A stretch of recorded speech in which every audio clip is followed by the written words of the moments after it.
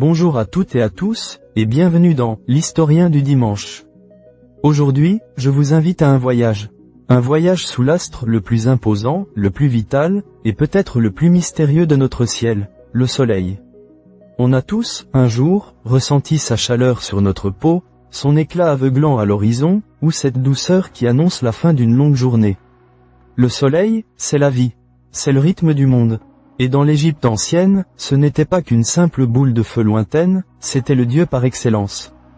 Un Dieu créateur, un souverain, un guide. Son nom, Ré, ou Ra, comme on le prononce parfois.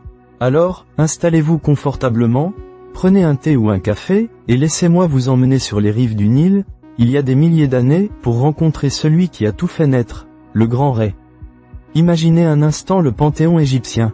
C'est une foule immense de dieux, de déesses, chacun avec son rôle, ses attributs. Mais au-dessus de tous, trônait Ré. C'était le Dieu créateur, le Père des dieux et des hommes, le souverain de l'univers. Sa puissance était telle qu'elle imprégnait tout. La lumière du jour, la chaleur qui fait pousser les récoltes, la fertilité des terres.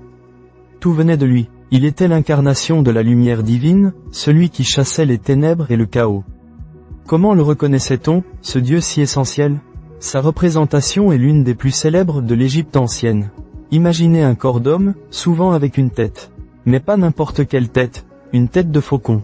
Le faucon, cet oiseau majestueux qui plane si haut dans le ciel, dont la vue est si perçante. C'était l'incarnation même de la royauté, de la puissance aérienne. Et sur cette tête de faucon, posée délicatement, un disque solaire éclatant, parfois entouré d'un cobra dressé, l'Auréus, symbole de protection et de souveraineté.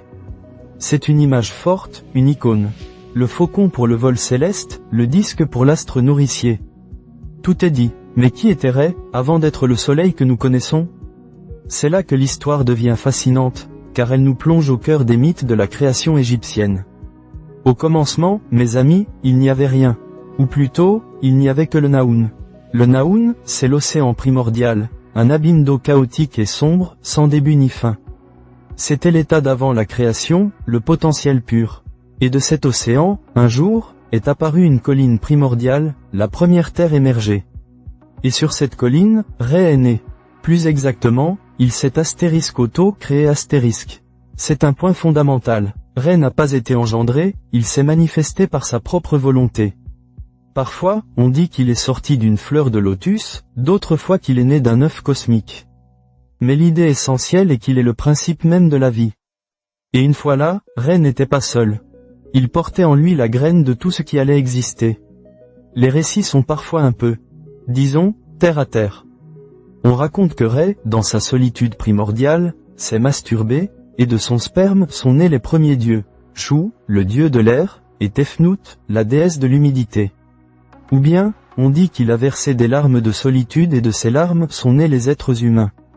Vous voyez, la création n'est pas toujours un processus lisse et grandiloquent, elle peut être incroyablement intime et même un peu brute. Mais le message est clair, nous sommes tous nés de Ré, de son essence, de ses émotions. Ces deux premiers dieux, Chou et Tefnout, ont à leur tour engendré Geb, la terre, et Nout, le ciel. Et de ces deux-là sont nés les dieux fondateurs du panthéon égyptien, ceux que nous connaissons bien, Osiris, Isis, Seth, Nephthys.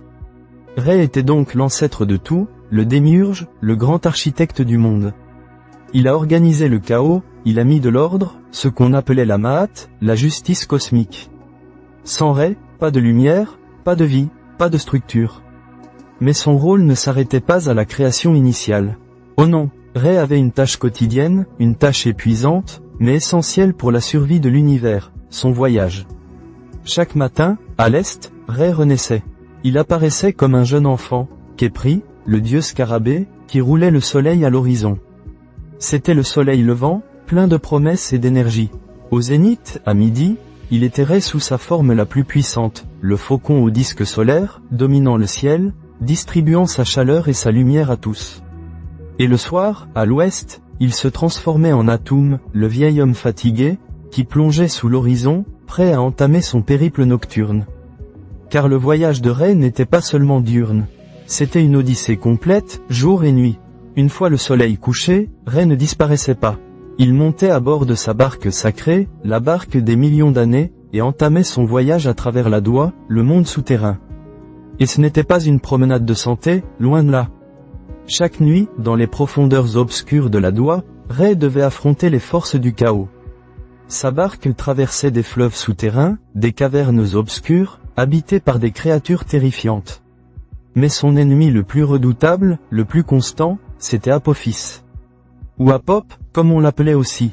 Apophis était un serpent géant, monstrueux, la personnification même du chaos, de la destruction, de l'obscurité. Chaque nuit, il tentait d'engloutir la barque solaire, de dévorer Rê, pour que le monde retombe dans les ténèbres primordiales. C'était une bataille cosmique, sans cesse recommencer. Sur la barque de Rê, les dieux l'accompagnaient, l'aidaient à repousser Apophis. Seth, le dieu turbulent mais puissant, était souvent le champion qui combattait directement le serpent, transperçant sa chair, le repoussant. Cette bataille nocturne n'était pas seulement mythologique. Elle avait une résonance profonde dans la vie quotidienne des Égyptiens. Chaque lever de soleil était une victoire. Chaque matin, quand les premiers rayons de Rê transperçaient l'horizon, c'était la preuve qu'il avait triomphé une fois de plus. Que l'ordre avait vaincu le chaos. Que la vie allait continuer. C'est pour ça que Rê était si central. Il garantissait l'existence même du cosmos. Les Égyptiens, du pharaon aux paysans, faisaient leurs prières, leurs rituels, leurs offrandes, pour aider Rê dans sa lutte éternelle. Ils étaient des participants actifs à l'équilibre du monde. Le pharaon, en particulier, était considéré comme le « fils de Rê », son représentant sur terre, garantissant la Ma'at et veillant à ce que le cycle du soleil se poursuive sans entrave. Mais même un dieu si puissant n'était pas à l'abri des vicissitudes du temps. Il existe un mythe fascinant, celui du « livre de la vache divine », qui raconte la vieillesse de Rê et l'origine de l'éloignement des dieux d'avec les hommes. Après avoir régné pendant des éons sur terre, Rê devint vieux. Ses os étaient d'argent, sa chair d'or, et ses cheveux de lapis-lazuli. Mais la vieillesse apporte aussi la lassitude. Les hommes, ingrats, commençaient à comploter contre lui, à se moquer de sa faiblesse grandissante. Fatigué, blessé par cette rébellion, Rê consulta les autres dieux. Que faire de cette humanité insolente? C'est alors que son œil sacré, celui qui voyait tout et protégeait l'ordre, se détacha de lui. Cet œil, c'était une déesse redoutable, Hathor, la déesse de l'amour et de la joie. Mais, transformée par la colère de Rê, elle devint Sekhmet, la lionne féroce, la déesse de la destruction et du châtiment. Sekhmet fut envoyée sur terre pour massacrer l'humanité rebelle. Et elle s'acquitta de sa tâche avec une fureur terrible, se délectant du sang de ses victimes. Voyant le massacre, Rê eut pitié de ses créations. Il ne voulait pas l'anéantissement total. Alors, il conçut un plan pour arrêter Sekhmet. Il fit préparer des milliers de jarres d'une bière mélangée à de l'ocre rouge, de sorte qu'elle ressemblait à du sang. Sekhmet, ivre de carnage, pensa que c'était du sang humain et but avec avidité. Elle but tant qu'elle en devint ivre, incapable de continuer son œuvre de destruction. Et ainsi, l'humanité fut sauvée, par la ruse de Rê et la bière. Une histoire étonnante, n'est-ce pas? Après cet événement, Rê, trop vieux et lassé de régner directement sur les hommes, décida de se retirer. Il monta sur le dos de Nout, la déesse du ciel, transformée pour l'occasion en vache divine, et s'éloigna pour toujours du monde terrestre, pour gouverner désormais depuis les cieux. C'est à ce moment-là que les pharaons, les fils de Rê, prirent le relais pour diriger l'Égypte, agissant comme les intermédiaires entre les dieux et les hommes. L'influence de Rê sur l'Égypte ancienne était immense. Il était si fondamental que de nombreux autres dieux ont été fusionnés avec lui au fil du temps. On parle de syncrétisme. L'exemple le plus célèbre, c'est Amon-Rê. Amon, le dieu caché de Thèbes, devint Amon-Rê, le « roi des dieux », un dieu d'une puissance inégalée, symbolisant à la fois la force cachée et créatrice d'Amon et la puissance solaire et universelle de Rê. Horus, le dieu faucon, était aussi souvent associé à Rê sous la forme de Rê-Horacti, Rê-Horus de l'horizon, le soleil qui se lève et se couche. Les pharaons n'étaient pas les seuls à porter Rê dans leur titre. Presque tous les temples, toutes les villes avaient une relation avec lui. La nécropole de Saqqara, Abu Simbel, la vallée des rois. Le symbolisme solaire était omniprésent. Les pyramides elles-mêmes, ces monticules de pierre qui s'élèvent vers le ciel, peuvent être vus comme des escaliers vers le soleil, des moyens pour le pharaon défunt de rejoindre Rê dans l'éternité. La promesse de l'au-delà, la renaissance, était calquée sur le cycle de Ré.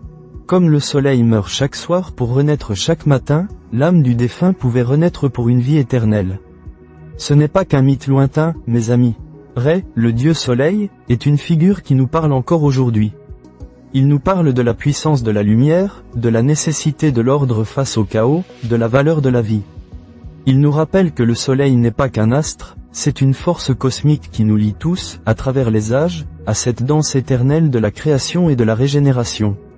Alors, la prochaine fois que vous verrez le soleil se lever, puissant et majestueux, ou qu'il réchauffera votre peau, prenez un instant. Fermez les yeux, et imaginez Ré, le grand faucon au disque solaire, embarquant pour son voyage quotidien, renouvelant le monde pour nous, encore et toujours. Voilà, notre voyage en compagnie de Ré touche à sa fin pour aujourd'hui. J'espère que cette plongée dans les mystères de l'Égypte ancienne vous a captivé.